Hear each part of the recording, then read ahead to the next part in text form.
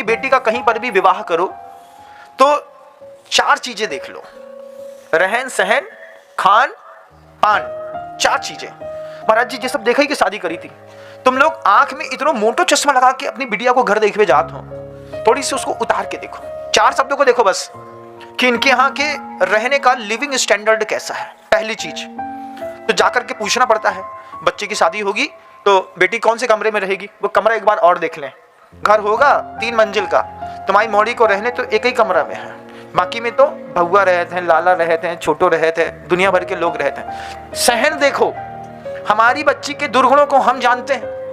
हमारी बच्ची यहाँ पर आएगी तो हमारी बच्ची को सहने की ताकत इस घर में कितने लोगों के पास है। पिता सह सकते हैं, ससुर इसके सह पाएंगे कि नहीं, जेठ सह पाएगा कि नहीं, पति सह पाएगा कि नहीं। तो सहने की शक्ति देखे बिना जब आप अपनी बच्ची का विवाह करते हैं तो संबंध विच्छेद होने में बहुत ज्यादा समय नहीं लगता।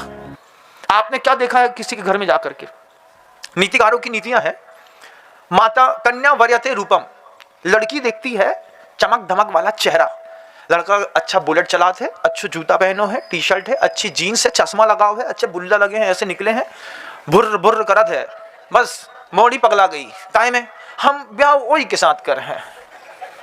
नीतिकारों की नीति है।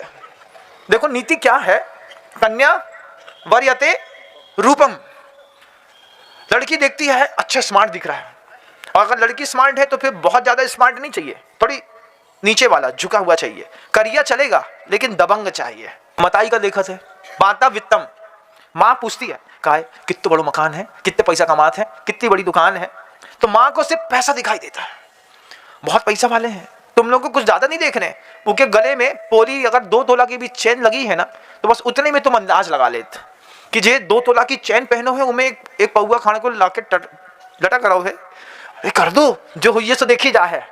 पता चलो कि बस चैन पड़ोसी की थी